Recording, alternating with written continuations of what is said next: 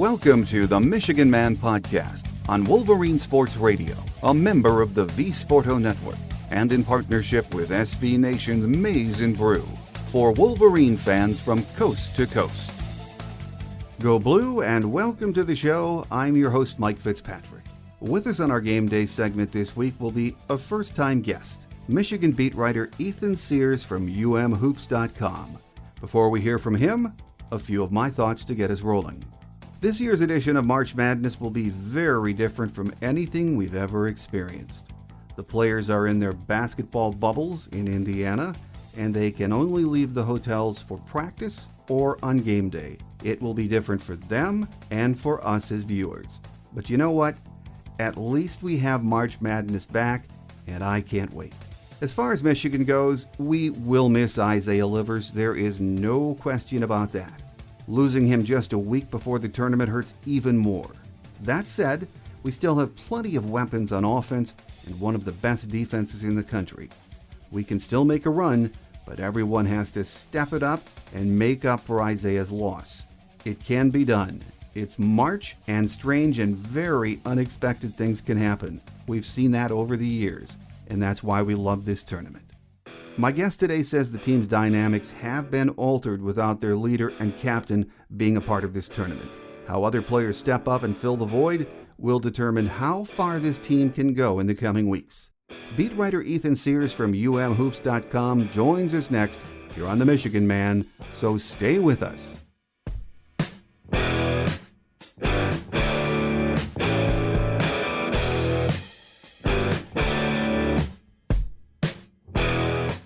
Here with us on our Game Day segment of the program today is a first-time guest, Ethan Sears, former managing editor at the Michigan Daily, also was the football guy during his time there, and is now the basketball beat reporter for umhoops.com, or umhoops.com, I should say. Ethan, great to have you on the show. Thanks for having me, Mike. Really appreciate it. Well, it's a very, very busy time of the year with the NCAAs for the men's and the women, and of course, it kicks off for Michigan on Saturday. Let's start with the question I've been getting a lot since last Friday, Ethan. I'm sure you have too. How much does Isaiah Livers not being in the lineup hurt Michigan's chances in this NCAA tournament? I mean, quite a lot.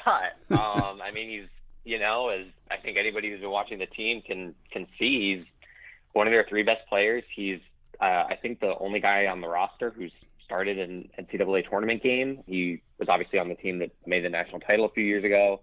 From a depth standpoint, I mean, he does play a position where, Sean D. Brown can kind of slot in a little bit. So maybe he's a little bit more replaceable than, say, a Mike Smith or a Hunter Dickinson. But, I mean, it is a tough thing to have happen to them right before the tournament. Yeah, and I think a lot of folks are gauging their opinion on what we saw last week against Ohio State. And to be fair to Juwan and the staff, they had very little time to make adjustments knowing Isaiah was out at that point. Yeah, I think from what they told us, it sounded like he kind of re-aggravated foot injury against Maryland, and that kind of led to them getting an MRI. So it's unclear to me exactly when on Friday night they started or they realized that they weren't going to have him. I certainly don't think it was a case where he pulled up on his foot and then they realized 10 minutes later, he's hurt. I think it was later in the night, and they might have had to adjust some things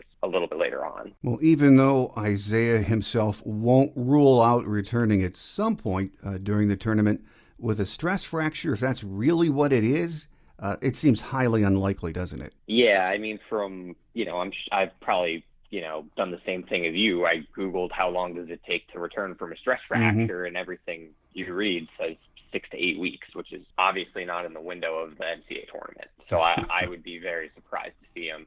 I guess you never know, but it would certainly be really surprising to me. Yeah, it would be a miracle, and I think he's optimistic, but he's not playing. So got to move on, and Juwan and his staff have had a few days to adjust to the fact Isaiah is not going to be in that lineup. We always hear the next man up cliche in these situations. And for the most part, that means more playing time and a huge opportunity for someone like Brandon Johns, doesn't it? Yeah. I mean, I actually wrote yesterday about Brandon. He's obviously somebody who's shown in flashes that he has the talent to go and do something here, and played fine against Ohio State. I think that game was kind of a bit of a Rorschach test for what you think of him. They were, he had a kind of bad plus minus. He didn't make a field goal, but he also got to the free throw line a bunch of times, rebounded the ball really well. It wasn't, there have been some times this year and kind of his whole career where he gets on the floor and he makes a mistake and it kind of just spirals. He didn't really do that on Saturday, which I thought was encouraging. But yeah, I mean, it's a super interesting spot for him. This is kind of the first time really in his career that Michigan has had to turn to him and say, like, we need this from you. Well, we know Michigan has plenty of scores left in the floor, but in some ways, well, in a big way, the rules are changing this week. And let's start with Mike Smith. He's been the consummate distributor this year, but at Columbia, we all know he was a scorer and a shooter. He's really going to need to be more of a scorer moving forward, isn't he? I mean, you think about the points that Isaiah was scoring have got to come from somewhere else, and that's a pretty logical place to start.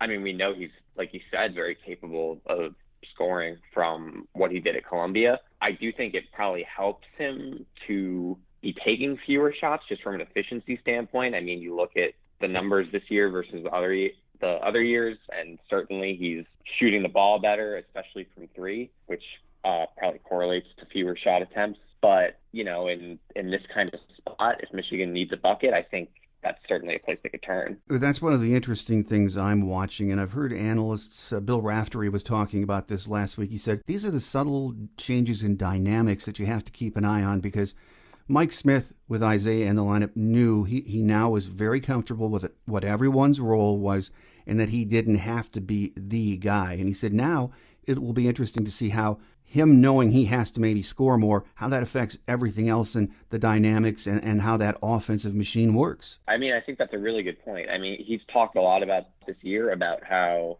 he wants to be a distributor, how much he loves kind of playing with this group and these guys. And, even in kind of a subtle way, I haven't looked at kind of the numbers on what his assist rate is with Isaiah on the floor versus off of it. But I do wonder, like, now that you bring that up, is there kind of a significant difference in the number of shots he's going to take and how he approaches it mentally? Well, it also changes for Franz Wagner, who in the last couple of weeks, I wouldn't say he's disappeared during games, but he's had, let's say, droughts. And it has not happened very often, mind you. But with Isaiah out, he really needs to get involved earlier in the game and be more of a consistent force on both ends of the floor. And he can do that, but without Isaiah there, he really, it's imperative that he do that. Yeah, I mean, I think, to keep using Saturday's game as an example, I mean, the kind of game we saw from him against Ohio State where he fouled out, he shot poorly, obviously wasn't his best day. I think if that happens against the wrong team in the NCAA tournament, they're going to be in a lot of trouble. They need Franz Wagner to be, I don't know if I would necessarily say the best player on the floor, but they need him to be kind of the guy we saw in February, making shots, getting in there on defense, getting his hands in there, deflecting balls. You want to see him as kind of that secondary ball handler, which he's done more lately, especially when Smith is off the floor, and you certainly can't have him in foul trouble. No, you can't. And I think, again, quoting Bill Raftery last week, I like his insight, but he said, when you look at the games Michigan has struggled a bit, it's when Franz doesn't get involved really early in the game. And his point last week was, you've got to get the ball to him early and let him go to work, because if he starts off hot, he's a problem for the other team. I think that's definitely true. I mean, he's a guy you want to get going downhill. You want to get with the ball in his hand and give him chances to make an impact early on. Yeah, another guy, I'm just glad we have Eli Brooks back, and I'm not sure to what degree he is healthy. He looks pretty good the way he's moved the last two games. He also is capable of stepping up on the offensive end, and he really did not have to be a huge scorer with this team up to this point. But, I think as a senior, I have a feeling he knows he has to take more shots with Isaiah gone, doesn't he? At this point, he's really the guy of the group who's been here before, who's done this before, along with, I suppose, Austin Davis. He's a good shooter. I was surprised by how good he looked last weekend. He didn't really seem to be particularly hampered by the ankle at all. Besides, I think he had like a small brace on, if I remember correctly. I think he's someone who, if he can get going from outside, could make up some of those points. And let's not forget about Chauncey Brown Jr. he's been such a great contributor this year coming over from Wake Forest, where he was a starter. And on both ends of the floor, offense and defense, this is a time for him to step up. And I wouldn't be surprised if he does, Ethan. He's a player. Yeah, I mean, I know we've said versions of this for basically every guy, but I do think he's someone who I'm watching really closely. His role could change a little. I was a little bit surprised that we saw Brandon starting at the 4 ahead of him. We haven't seen a ton of him at the 4 this year. I think whether or not Jawan decides to put him there is a really interesting thing to watch because, I mean, that's probably the lineup with their best 5 guys right now is Mike, Eli, Franz, Shaundi, and Hunter. Also, you know, he's a guy he's kind of a streaky shooter, right? I mean, he has some games where he comes off the bench and he hits a bunch of shots and can really be that spark. And then you see some other times where he can't quite do that as much. He'll take a few of them and just miss them, and kind of you get to the end of the game and he just doesn't really do much. It's not been something that Michigan's been able to weather it pretty easily when he hasn't played very well with Isaiah healthy. And now it's a situation where if Shaundi Brown misses his first 3 shots, like that's a problem. Well, the other guy that I'm really excited to see on this big stage is Hunter Dickinson. What an incredible year. We knew he was good. We just did not expect him to have the freshman year like he's had. Now he's in the NCAA tournament. I just have a feeling Jawan's going to want to early, especially against whoever it is on Saturday, pound it inside and get him on his game fast. Yeah, I mean, obviously it feels like a pretty safe assumption that Mount St. Mary's or Texas Southern have not gone up against anybody the caliber of Hunter Dickinson this year. No. So I would also expect that to very much be a feature early on Saturday. And yeah, I mean, like you said, it's certainly kind of the surprise of the year how well he's played. Early on we were talking about whether he could get the starting job from Austin, and now look at kind of what he's done and the way he's played, not just offensively but defensively. I remember early in the year kind of writing based off his high school tape, we really don't know what he's going to be defensively that could keep him off the floor. He really might not be able to stay with some of these guys. Talk about a take that looks pretty bad right now. So he's just been really impressive there, and obviously can score on the other end. Well, if you're scouting Michigan and you're an opponent in the tournament, I still think you have to pick your poison when you defend them. Taking away Hunter on the inside, if you want to double him, okay, and make us beat them from the perimeter. Either way, regardless of who you're playing, and you look at, you guess at some of the matchups, this is still a very difficult team to defend, isn't it? It is. It's very much a situation where if you don't have a guy who can really comfortably defend Hunter one-on-one, which besides Kofi Coburn, we really have not seen a lot of people do this year, you're in a situation where it gets a little bit easier without Isaiah on the floor. Maybe you can help off Brandon Johns, although I think Johns' shooting numbers at least from the corner are pretty much fine. Maybe that helps you a little bit. Maybe it helps you a little bit if Michigan just isn't making its shots. But you never obviously want to be in a situation where you're depending on the other team to, okay, maybe they miss some threes and we get lucky, right? Yeah. It's still an extremely tough matchup, even with the injury. I think I would probably, if you put me in that position, I would probably lean towards doubling Hunter. He's gotten better against the doubles, certainly, especially since that loss at Minnesota, where that was he didn't quite look like he knew what to do there. I think that's probably, if you have to pick one, that's the slightly better option, albeit, I mean, he's a very capable passer. They have very capable shooters.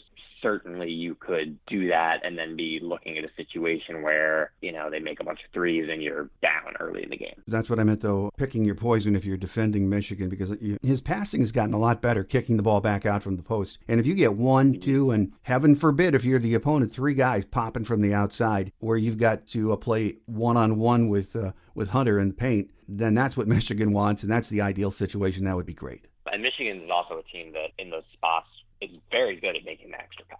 It's hard to kind of recover and rotate once they get the ball moving. Well, we spend a lot of time talking about how good Michigan is on the offensive end, even now. But no one should overlook how good this team plays defense, Ethan. They are that good on the defensive end, aren't they? Yeah, I mean, 7th in the country in adjusted defensive efficiency. kind of just like we did for the offense, you can really go down the board on these guys, and there's not a lot of places where you can look and say like, oh, that's a place where you can score. You could score on that guy. No, absolutely. And I mean, even with Isaiah out, Isaiah was he was one of the best defensive players, but, missing him hurts there too on the defensive end, but I think we can take care of that. So on Saturday, we open at Mackey Arena against the winner, as we mentioned, of the game between Mount St. Mary's and Texas Southern. What I know about them is nothing. And most fans will probably say, hey, no problem. What about round two? Who do we get there? But these first round games are part of what makes this tournament so incredible. Over the years, we've seen so many top seeds go out in that first game. As you've heard so many experienced coaches say, the most dangerous game in the tournament, isn't it, Ethan? Certainly it's not one you can overlook. Obviously, I think I would be very, very, very surprised if they went out here. Besides Virginia a couple of years ago, the one seeds haven't quite been on the receiving end of any of those losses. Obviously, if you're in Jawan's position, you don't want them to start looking ahead. We'll find out Saturday. It's going to be interesting to see how we come out. It's going to be great to get the tournament underway. It's going to be strange with everyone, this bubble tournament. Thankfully, we will not see this again in the future. It's going to be strange, isn't it? Yeah, I think so. I mean, I've been to a bunch of the games all year. I was in Indianapolis last weekend for the Big Ten, and that was kind of the first time there had been some fans in the building, but it definitely wasn't quite enough that it felt, I wouldn't say it felt normal. It's a different vibe in the arena. I will say, like, some of those in a normal tournament, some of those like 116, 215 matchups on a Saturday afternoon, like, the arena might not be particularly full anyway, depending on kind of timing of everything. So, if they're allowed to have, I don't remember what the exact capacity number is off the top of my head, but if it's say, whatever, 25%, like, hey, maybe that feels normal for a 116 game. But certainly once you get into the, the later rounds or anything like that, like, it'll be a little weird to have a Final Four in a big football stadium with it's only allowed to be 25% full, as it's kind of been all year with everything. In my opinion, it's just great to have the tournament this year. Yes, I've gotten strangely used to watching these games with the piped-in crowd effects and still enjoyed them. It was strange at first, but it's just going to be great to have the NCAA tournament. I also wanted to mention, we really, as Michigan fans, need to give a shout-out to Kim Barnes Arico and the women, Ethan. They have the best seed in program history, a number 6.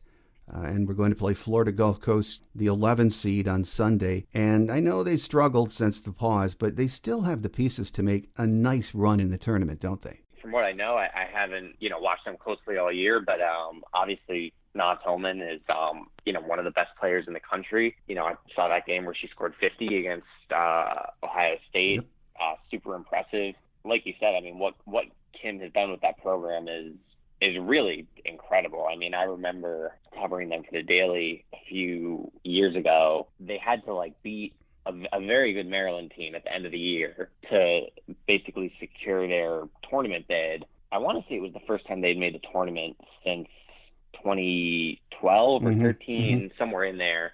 And it was such a big deal to just kind of be in the tournament. The year before, they had thought they were in, and then they got left out in kind of a shock by the committee. So, now to kind of be in a situation where they're able to be in every year, they kind of have, like you said, like a really strong roster, a pretty good shot to go and, make some noise is just a super impressive job of program building, and they deserve a ton of credit for that. Oh, absolutely. And you mentioned Naz Hillman in that 50-point game against Ohio State, which was incredible to watch. But she is Michigan's first team All-American in program history. What a player she is, Ethan, and it is an honor well deserved, isn't it? I haven't covered them at all this year. I can't call myself an expert on them or what they're doing, but from everything I've read, from everything I've seen when I've been able to watch them, she's a super impressive player and has been for a while. So, great for her to get that honor. Yeah, absolutely. She's an incredible player. It's going to be fun to watch them too. And just a final note on the women, the guys always get the attention in basketball. That's the way it's going to be. But, Kim Barnes Arico making her 4th NCAA appearance since coming here, and we are really lucky to have her.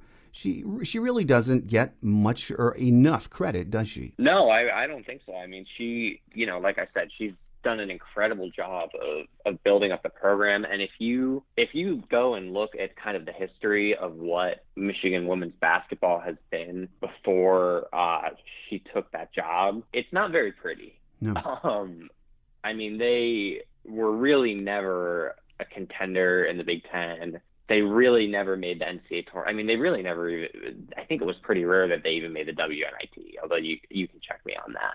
So, like I said, to have the program in this position, to be able to, she recruits at a really high level, to be able to get people like Naz Hillman, like Caitlin Flaherty, Amy Dilk, who are, kind of highly rated players, to come here and build it into this is a really, really impressive thing to have done. Absolutely. So congrats to Coach Barnes Arico and the ladies, and please stay. Don't go anywhere. I hope she is here for a long time. Final question for you, Ethan, before we let you get away, and this is circling back to the men's team. This year's team was, it was such a source of great entertainment for us all during this COVID crazy winter and year.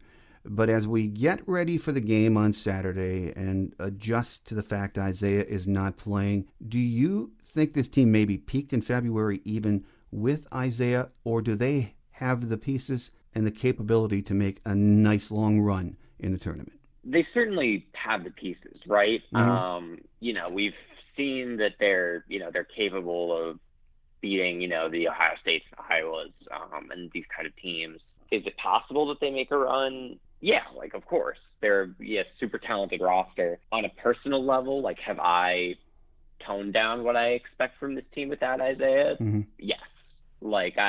I would be probably a little bit surprised to see them in the Final Four, whereas if you asked me, a week or two ago, I would have said that was probably what I thought would happen. I think they're in a pretty tough region where I think their second round game is going to be tough. I think if they make the Sweet 16, I think Colorado and Florida State are both very good teams. I think on the other side of that region, I think UConn is really underseeded. I think Alabama is really good. I think if they keep winning, I think it's going to be quite a gauntlet to go through. It would probably surprise me if they made a really serious run. They're definitely capable of getting to the second weekend. And, it's the NCAA tournament. They're a super talented team. They've been really good all year. Things can happen, right? I guess that's kind of how I feel about it. Buckle up. It's going to be fun starting on Saturday. If they get on a roll, you never know. They have plenty of talent. So we'll find out when we play the winner of Mount St. Mary's and Texas Southern on Saturday. So first-time guest on our show today has been Ethan Sears, who was the former managing sports editor at the Michigan Daily. Also was the beat writer for Michigan football while there, and is now a basketball beat reporter for umhoops.com. Ethan, it's great to have you on the show for the first time. We thank you for being so generous with your time today, and hope we can get you back at some point in the future. Definitely, yeah, it was a lot of fun. Thanks, Mike.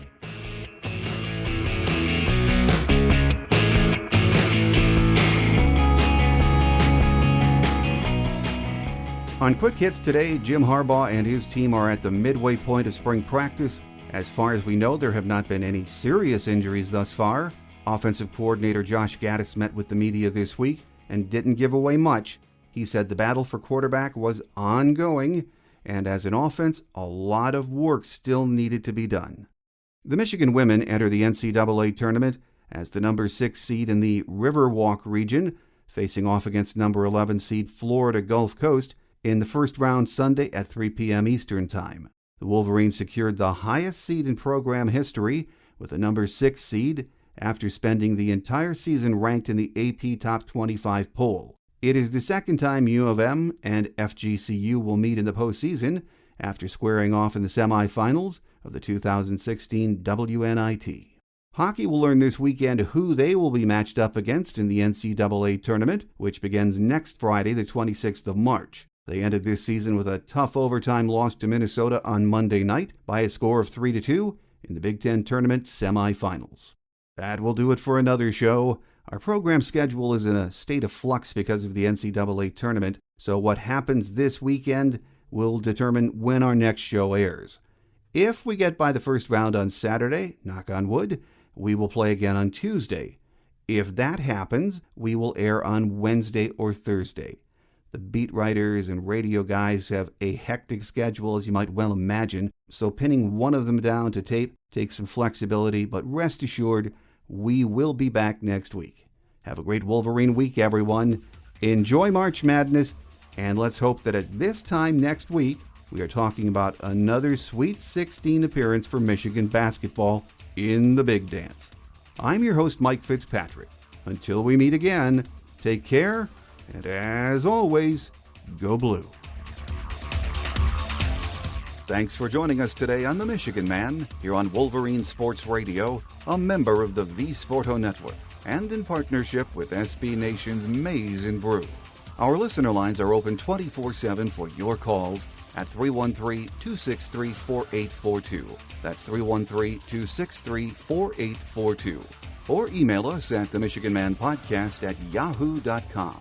That's themichiganmanpodcast@yahoo.com. The Michigan Man Podcast is produced at the studios of Robin Lynn Productions, Allen Park, Michigan, and is not affiliated with the University of Michigan. Go Blue!